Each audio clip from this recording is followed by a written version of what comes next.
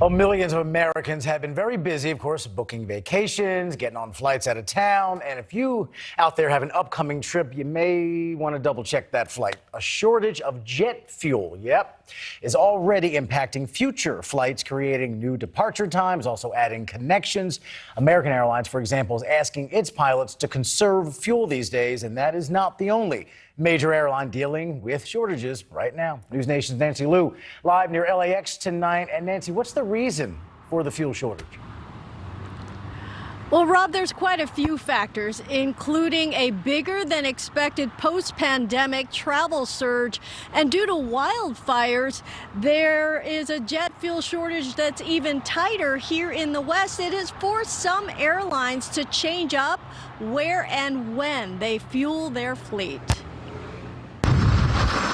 With the heart of the summer travel season here, about 2 million air passengers are in the skies every day. But keeping flights full is easier than keeping airplane tanks full, particularly at smaller airports near wildfires. At Reno Tahoe International, airlines are taking things day by day. They're looking at their operations and seeing what creative ways they can come up with in terms of keeping flights still in the air.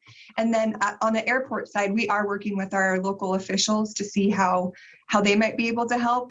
The supply of jet fuel is stretched by the ongoing fight against dozens of western wildfires. At the same time, there are not enough tanker drivers to make deliveries. According to a major industry group, the problem is compounded by extremely low driver retention due to pay and other logistical issues. There's only so much equipment out there.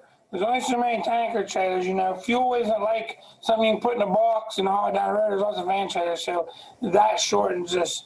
As a result, air passengers may encounter fueling delays or added stops on some routes. At American, pilots have been instructed to conserve fuel when possible, such as taxiing with one engine. At some Western airports, there are other flight factors as well. It's difficult to know if the impact is just from the fuel shortage or also from the wildfire smoke, which is making visibility really low here in the area. Now, the trade group Airlines for America says more cargo flights are another factor in less supply.